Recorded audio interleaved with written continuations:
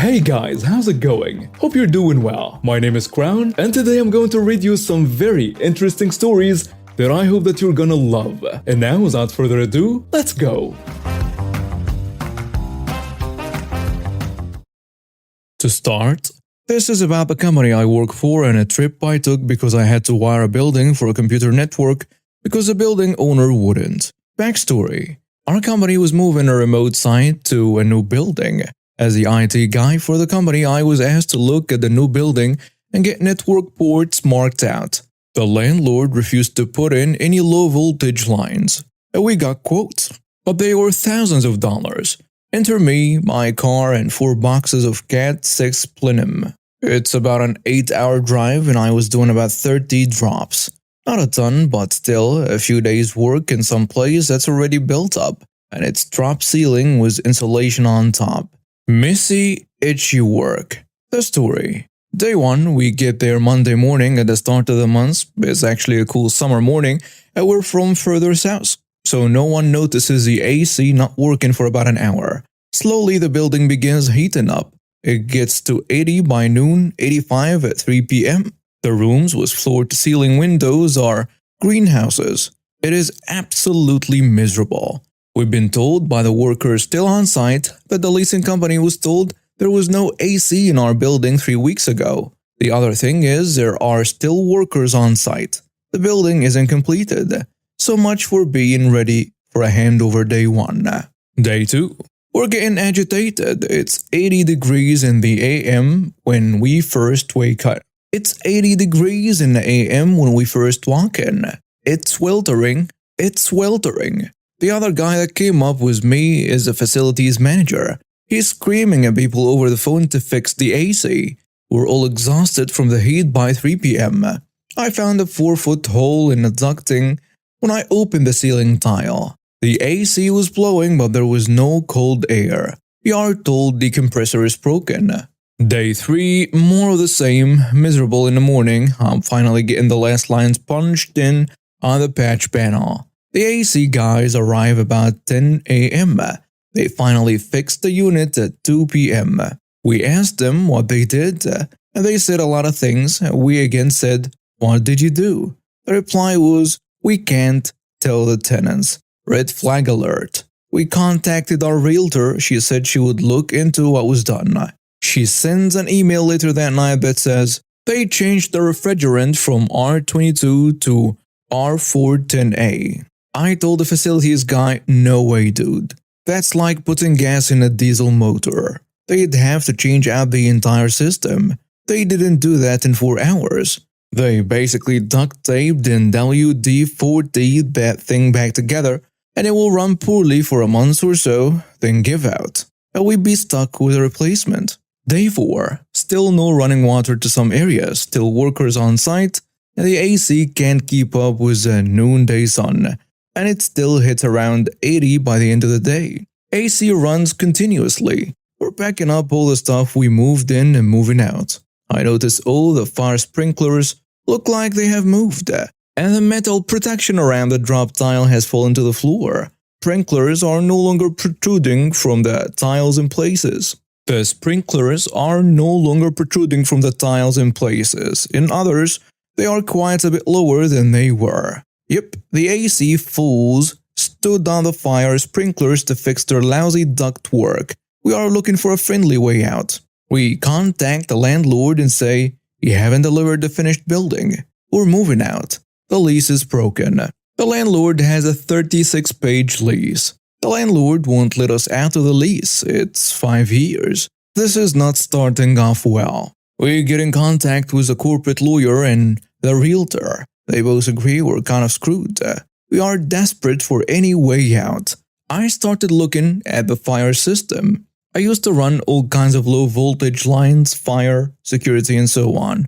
There is no fire panel in our portion of the building. No smoke detectors are hooked up to anything. More red flags. One of our employees that was moving the heavy gear says, "Oh yeah, I meant to mention, I never saw any building permits anywhere. Ding ding ding." They did this build out, including demolition, running new plumbing and power lines, and destroying the fire system without a city permit.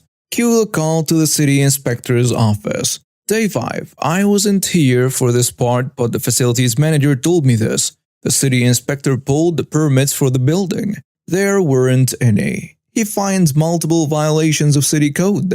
Red tagged our area, removed the certificate of occupancy, and when I told him to check the fire system like you said, he just goes, "Oh no, I have to make a call."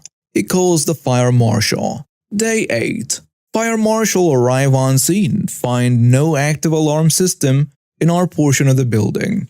Red tag.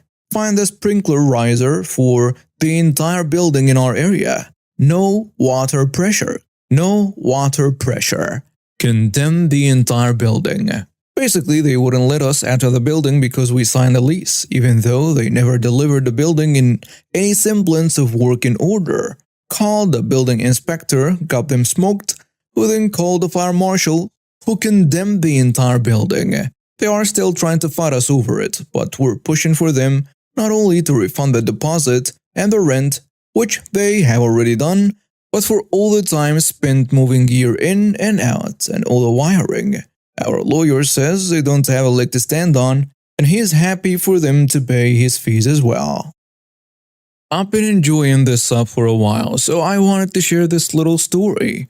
I live in a small town next to a city that really has a little town feel to it, but not without it feeling like I am living in the boonies. I moved into my house 15 years ago on a street that has maybe 5 houses on it. I get along with everybody near me to the point that we have a street party 3 times a year to get to know each other. The one no-show is always a guy that lives across from me. Let's call him passive-aggressive neighbor. He owns and lives in a duplex that is kind of tucked behind some trees and has a paved driveway that leads to it. But it's open enough that I can see his renter's side of the house. He's the one guy that has lived on this street longer than me. For the first 10 years, I never saw this guy. He was a recluse, and I recognized that. The first strange thing that happened was when I hired painters to paint my house. Even though I have ample parking, for some reason the painters wanted to park on his side of the street. The next day, concrete blocks were lined up on the side of the street of his property, which was kind of ridiculous considering a car has never ever parked there in the 10 years I had lived there. Also, as I said, his house is down a long driveway, but whatever. Like I said, I have plenty of parking, and at the time I thought it was funny. Now, my revenge story. A year and a half ago, my wife received a letter with no return address and no name in the letter. What it was a passive-aggressive letter saying, "Hello, X. My name's wife. You are a person that knows a lot of people around here. Can you please make sure these boys stay off my property?" And in this letter were printed photos of 3 boys. One of them was our 7-year-old son. One of the other boys was my son's friend that lived next to this guy, and the boys were using his driveway to cut to his friend's house. Now, I was thinking the guy could have had some balls and knocked on my door and talked to me, but it was a fair enough request. So the 3 boys and their parents had a meeting in my house, where we told them under no reason are they to go on his property again. All the boys said, "Okay, no problem." It was during this time I found out that the father of the son's friend had an ongoing legal battle with a passive-aggressive neighbor about the property line. 2 days later, I get a knock on my door, and it was another neighbor that lived down the road, and he handed me a printed sign saying, "If these boys are seen on my property again, I will call the police." And printed on it were the same 3 pictures of my son and his friends. The friendly neighbor then told me that this was posted on every power line and street light post in a 6-block radius. So the nice neighbor and I walked around and removed all of them. But I was pissed. Who does that? So I took all the signs in the passive-aggressive neighbor letter to the police station. The officer basically said he's a bad neighbor, but he did nothing illegal. I again talked to my son and asked him if he had been on his property again, and he said no way. I then showed him the letter and the signs and told him, "This guy is pretty creepy. Please stay away." So in the time from this incident till last summer, nothing has happened. But the father of my son's friend suddenly passed away. This forced my son's friend and his mom to move away. This summer, my son, now 9, was playing in front of my house when a young boy came from the renter's side of this house and said that him and his single dad just moved in. So of course, they became good friends. I then told the boy's father the whole story about his landlord and my son, and in no way can he ever come to his house. But his son is welcomed anytime in mine.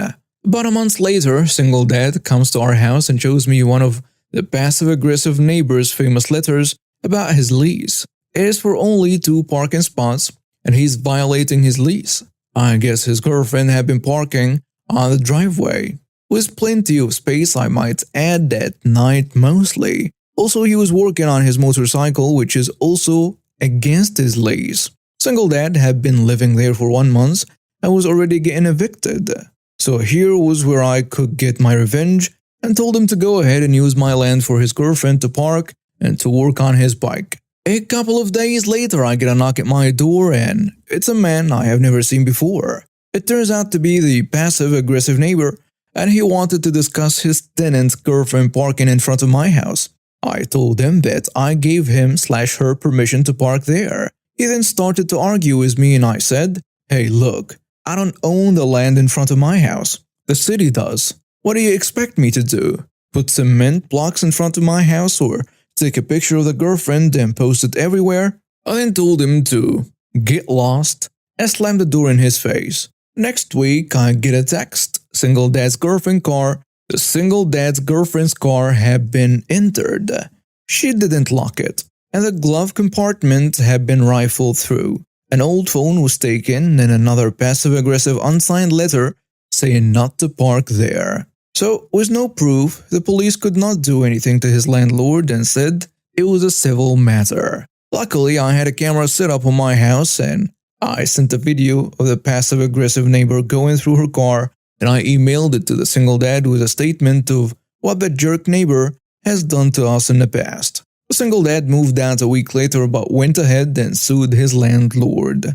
I just found out that with the help from me, the single dad won his lawsuit and got $8,000 from the neighbor.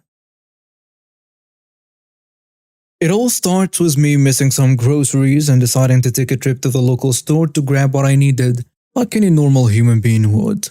I took my car and drove for 10 minutes until I reached the store's parking lot. Yet when I got there, things weren't as normal and definitely farthest from being quiet. 2 ladies were going hard at each other in the parking lot about parking, I guess. One of them was supposed to park in a certain spot and apparently the other one managed to squeeze her car in there before she got to it. Something like that. They were screaming at each other, but like 1 minute after I got there, it escalated real quick. One of them, a huge blonde lady, definitely with a Karen attitude, goes back to her car, reaches down for her compartment, and pulls a gun out of there. I was still in my car by this point, and I know that I wasn't actually the one fighting, but I kind of got scared and wasn't able to get myself to drive out of this dangerous situation. I saw some bystanders pick up their phones and they seemed to be talking to a dispatcher, describing the current situation at this exact location.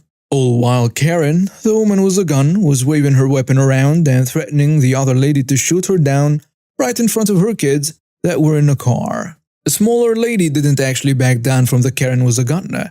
And now, I don't know if that was courage or stupidity, but I kinda respected that, but also just wished that she went away and completely defused the situation. Looking around, there were other people just like me waiting in their cars for this fiasco to end. I don't think we were that curious and it was like watching a movie. For me personally, I was keen on not making a sudden move with my car in front of a triggered person holding a gun in their hand. I didn't want to know if she was crazy enough to shoot at me, if she felt threatened by my car moving out of there or not. I just half-ducked in my car and watched carefully for a good 5 minutes. First to arrive at the scene was a female cop that seemed to be by herself. She got out of her car, pulled her weapon out, pointed it at Karen and started yelling at her to drop her weapon down. At first, Karen seemed like she had no care in the world that a police officer was in fact pointing a gun at her. It was really intimidating enough that I myself was shaking in my boots inside my car, away from all that mess. Then after a minute or so, it looked like she was finally ready to comply with the cop's orders. She started going slowly to the ground, placing her gun down near her, raised her hands back up, and was laying straight on her front exactly as the cop instructed her to do. When she was done, the cop carefully approached her, put her gun back in the holster, pulled her handcuffs out and started grabbing Karen's hands behind her back to proceed with cuffing her. And just as everyone around thought that this situation was finally and thankfully over, Karen, who was easily 300 plus pounds, swiftly flipped around and held the 170-pound at best female officer by the arm and managed to slam her flat on her back on the ground instead, after some struggling for a few horrifying seconds. Then she started swinging at the cop like no tomorrow. The cop at this point was guarding her head with both of her hands.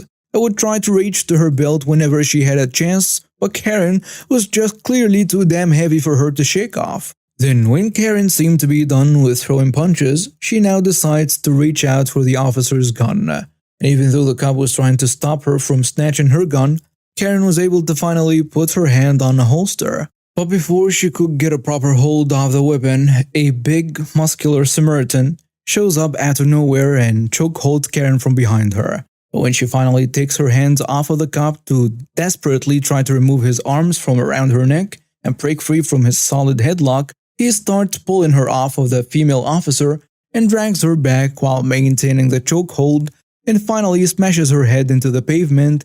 The moment he notices that the cop finally recovered, I was ready to make an arrest while he holds the wannabe screaming banshee but can't because she's choking down. As a female cop finished cuffing her, more police cars started to show up to the scene, and around 3 officers grabbed Karen and got her in one of their cars. The female officer was being checked by the paramedics, and the other cops were having a friendly but clearly serious chat with a heroic Samaritan who saved the day and prevented this town from experiencing a horrific incident that was literally a few scratches and punches away from happening. I couldn't help but keep up with the updates on this horrible incident that happened right in front of my eyes. Last I checked, Karen was sentenced to 15 years in prison for an aggravated assault on a police officer, among other serious charges. And the Samaritan that saved the cop's life that day was rewarded by the police department and the city for what he did. I am very thankful that karma was served to that woman that day. I mean, 15 years in prison is extremely painful and all, but the satisfying part for a non-violent person like me was in fact the suffering she was clearly in when she was in that chokehold and couldn't break out of it to save her life. Maybe that's what she needed to fully grasp how the other people that she hurt really felt. Anyways, sorry for taking too long to tell my tale. I hope you enjoyed it. Warning: there is no hero in this story. A guy was a jerk to me and I was a bigger jerk back. Honestly, I probably went too far. One day I got a sales call from this company I'm investing with, trying to sell me more investments. Wasn't against it, so I let the sales guy talk, asked my questions, and told him I wasn't interested once it became obvious it wasn't what I wanted. This guy was persistent though. He kept asking why I wasn't interested, then told me he was going to email me a bunch of documentation to help me make my decision. So he emails me some stuff that I don't read and calls me again the next day. I tried to politely tell him that this was a waste of both our time, but then it got weird. Let's call this guy Jack. Did you even read any of the stuff I sent you yesterday? No, like I told you, I am not interested. So you're a liar then.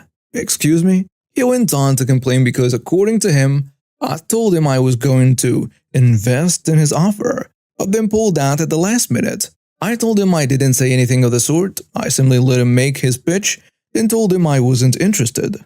Just because he pushes and follows up against my will doesn't magically change any of this. Secondly, this call is crazy unprofessional. How are you going to survive in sales if you start yelling at everyone who says no to you? The call gets really heated at this point. I think my guy was holding in some serious frustration because he unloaded a bunch of insults on me in a wildly disappropriate way. In response, I start needling and insulting him back, infuriating him further, culminating in him reading my address over the phone to intimidate me and making threats about how he's going to come over and kill me. It wasn't my address, it was my office address, but the intent was there. I was pissed after this, and not being able to let it go, I weighed my options. Sending in a complaint was the easiest option. I would almost certainly have led to him getting punished for it, but it was also way too formal and impersonal. For the sake of my ego, I needed the satisfaction of actually delivering a personal blow. So, knowing what offices and sales teams are like, I decided to embarrass him. I run my own business and we send a lot of cold emails. As such, I have access to a bunch of tools and processes to gather email addresses from a given business domain. I get to work, find about 60 company emails, and bulk send the following email to everyone on this list except for Jack. Hi there. I am trying to reach Jack in sales. Please forward this to him if you know him, as I don't have his email. Hi Jack. Just following up on our phone call from earlier today, the one where you called me a lying idiot and the son of which because I didn't want to give you money. Then read out my address over the phone and threatened to kill me. I know it's frustrating when you don't make a sale, but whining about it and insulting the lead isn't going to help you. Not long after the email fiasco, I got a call from someone I didn't expect to hear from, a higher-up manager at the investment company. His tone was apologetic and serious, a stark contrast to the fiery exchanges with Jack. I want to extend my deepest apologies for the distressing experience you've had with one of our sales representatives. The manager began. We hold our employees to a high standard of professionalism, and it's clear that, in this instance, those standards were not met. He paused, perhaps expecting me to interject, but I remained silent, curious about what he would say next. After a thorough investigation, including the emails you forwarded, we've made the decision to terminate the employee in question for his unacceptable behavior. We do not tolerate such conduct towards our clients or anyone, for that matter. This news surprised me, not because I thought it was unwarranted, but because it was rare to see such direct accountability. Furthermore, the manager continued, we understand the severity of the threats made against you. While we've taken internal action, you are free to pursue legal action against him personally.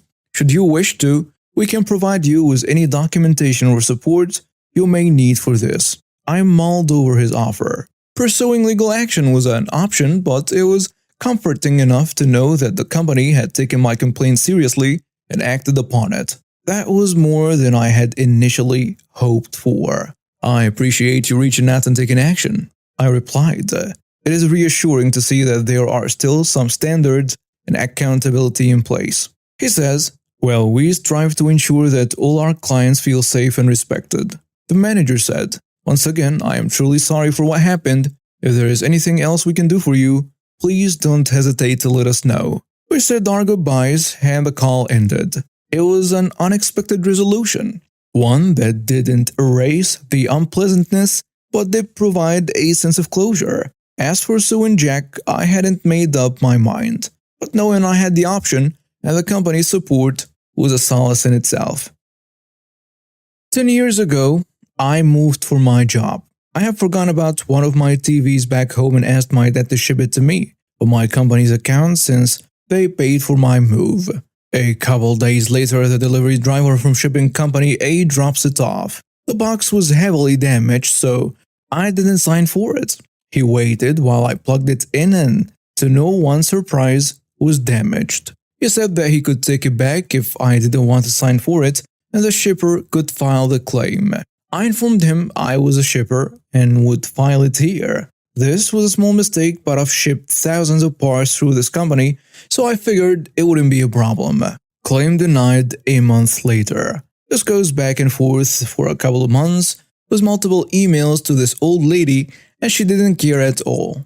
She was also very rude to me via email and phone. Now, this shipping company A has two separate entities, parcel and freight. We solely use this freight company for all of our warehouses across the US.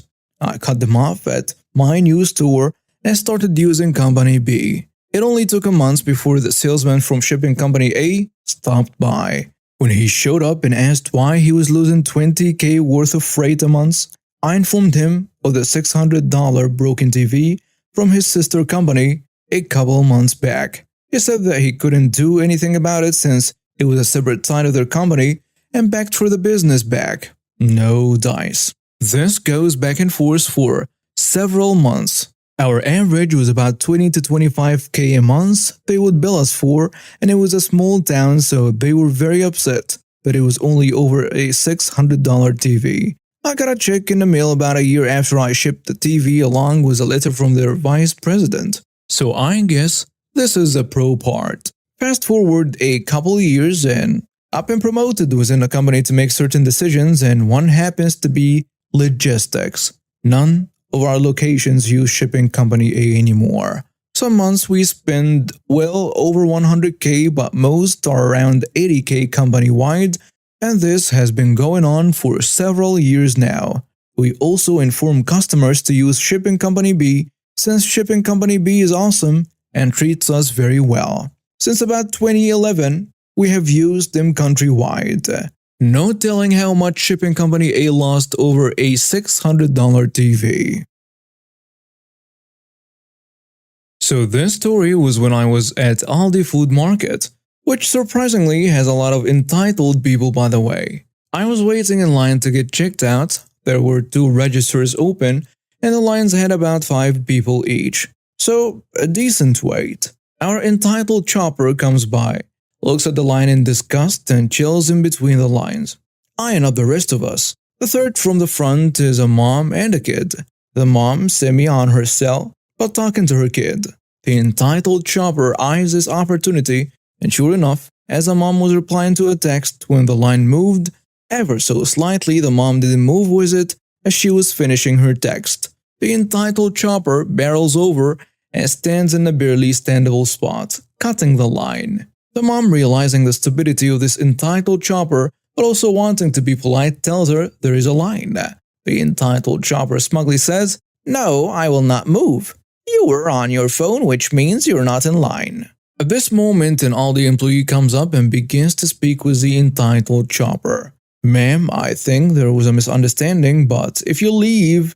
But the entitled chopper cuts her off and says, "No, I will not move. I'm staying in my spot. And if anything, they," gestures at the mom and her kid, "should have to go to the back of the line for poor etiquette." Irony much, Karen? The employee smiles maliciously and says, "As you wish, ma'am." He turns to the mom and her kid and says, "Excuse me, I am opening a register and can take you next. Please follow me." The entitled chopper Bolimbo's a shocked Pikachu mixed with plopped fish and says, But the Aldi employee cuts her off and says, "You said you were staying in your spot, so I am taking the next customer. If you have a complaint, feel free to submit one at our online survey." The mom and the kid grinning and following the cashier. The man who was behind them in line follows closely, glaring at the entitled chopper, almost daring her to try and take his spot. The entitled chopper loudly states, "Unbelievable," and looks at the rest of us for sympathy, but is met with glares or is ignored. Eventually she just pouts, mumbling about poor customer service, which I was able to hear as I now was behind her. The ultimate end to this was that 30 seconds later, when the entitled chopper became second in line and had put 3 of her items on the belt, another cashier came up and grabbed me, making myself get cashed out before her. This story comes from a friend of mine, Sarah, and has been building for almost 5 years until it all came crashing down over the last week. A few things to know before I get into it. Sarah works at an insurance company, dealing with a massive nationwide delivery company. Her company insures all the delivery trucks. Over the years, Sarah had seen her fair share of anger from callers, mostly justified, or people letting off steam at the anonymous voice on the other end of the phone. She's learned not to take it personal. She absolutely despises the owner of one particular franchise depot. We will call him Jerk. On to the story. We start in 2016.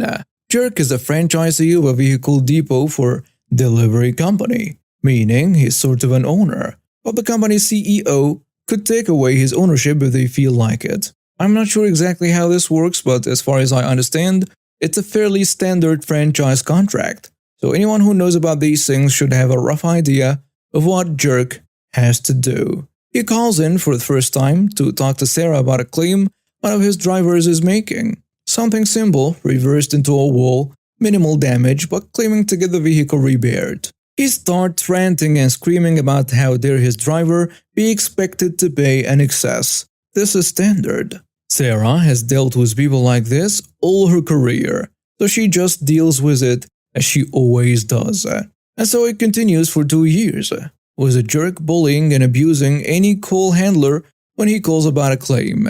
It's annoying and plenty of people have been brought to tears by it, but they can't stop serving him because he's responsible for dealing with his franchise claims. It's now 2018 and Jerk decides to get himself arrested. To give you an idea of just how stupid this man is, one of his drivers had been in a really bad accident. Nobody was seriously hurt, but the van was badly damaged. So while it was being repaired, Sarah organized for a hire van. He goes to the hire company to collect the van and he is asked to make a £1 payment by debit/credit card to secure the vehicle. I'm pretty sure it is so the hire company can just charge it for any damage caused while on hire. And it's an industry standard in my country. He doesn't like that. He argues with the hire company. He threatens to dump the hire vehicle once he is finished with it. Finally, he pushes a poor bloke working front desk. As previously stated, the jerk gets arrested. Fast forward to a few months ago. Everyone is working from home, locked down, and most people understand this. Everyone except him.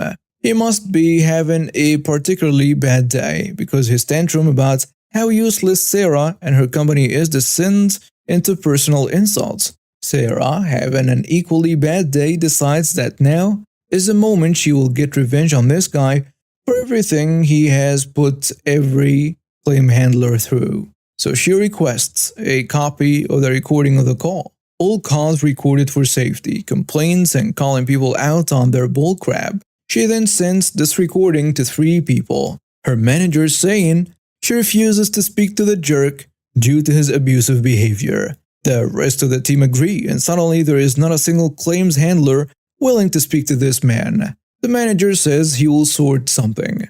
Jerk's boss simply stating that his behavior is unacceptable, and the next time he tries to speak to someone at the insurance company that way, they will end the call. Every listed CEO or board member of Jerk's company, she wanted all of them to know just how vile this man was.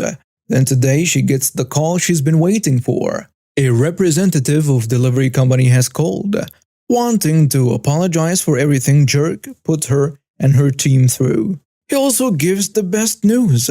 Jerk has been downgraded from franchise owner to a lowly delivery driver. His lovely pay package, benefits, annual bonus, and company-funded car, a brand new Mercedes, have all been taken away. He now earns a little over minimum wage, 60-hour weeks to pay his bills, with his reputation in tatters. If he doesn't meet the standard for delivery drivers within the next 3 months, he'll be fired. Sarah also learned from someone she knows in the company that his wife is divorcing him because he told her she needs to get a job or they will lose a house thanks to his sudden drop in income. Sarah hasn't yet met the new franchisee, but if I know her, she'll make it clear that she's the one who ruined Jerk's life. She isn't afraid to do it again if the new guy doesn't treat her and her colleagues with respect. To listen? Well, don't be a jerk to call center employees. P.S. I want to emphasize for those who have commented on the franchise part of things, I have a very limited knowledge on how this works.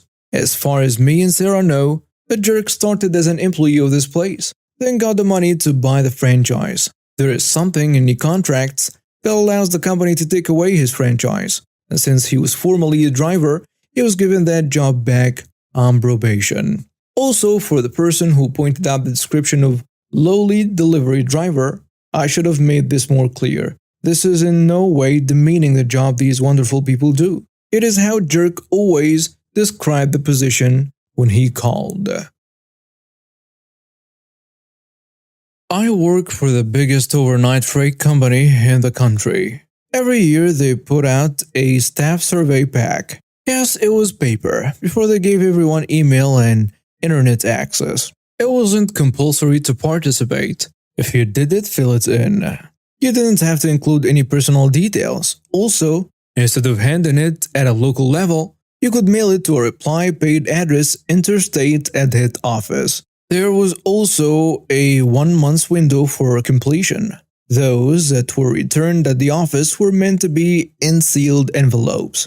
No identifying marks in a Dropbox and sent to head office from there. Around 2007, we had one manager who was absolutely destroying us. Leaving shifts uncovered, declining over time, playing favorites, and this led to the majority of the shed slaying him and their survey responses. I had a gut feeling this jerk was destroying all the survey responses that were not favorable to him.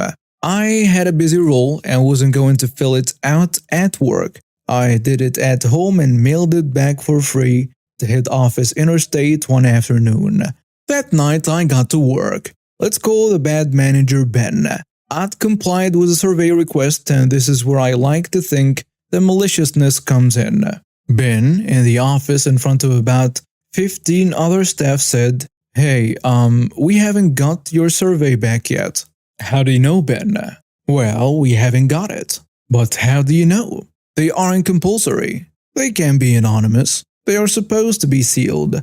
They are not due for another 2 weeks. They don't go directly to you. So how do you know that you don't have my survey back yet?" 15 sets of ears have pricked up and all eyes are on him squirming. "Well, because it hasn't been returned yet." So I repeated everything I just challenged him with. "Is there a secret marking on my envelope to identify my response? A serial number or something?" "No, it's just, tell me and everyone here how you know my response hasn't been received yet." "Well, it hasn't. The only way you'd know is by opening the packs that come back here. You're not supposed to do that, right?" "No, I'm not. I don't." "Tell you what, Ben. My pack went in the mail to head office this morning. You'll never get hold of it. If you're that worried about my response, don't be. I did not carve you up. And it's pretty clear none of the carve-ups returned here are making it to the head office anyway. 15 people are laughing their heads off now." Ben then leaves the room. He watches his step very carefully after that. I refuse to complete any more surveys after that. I don't do the online versions now. A few years later, he tries to misquote me on a phone exchange and put me on a disciplinary warning. As all calls were recorded, I requested he gets the tapes. He refused, and we both knew he was lying and the tape would prove it.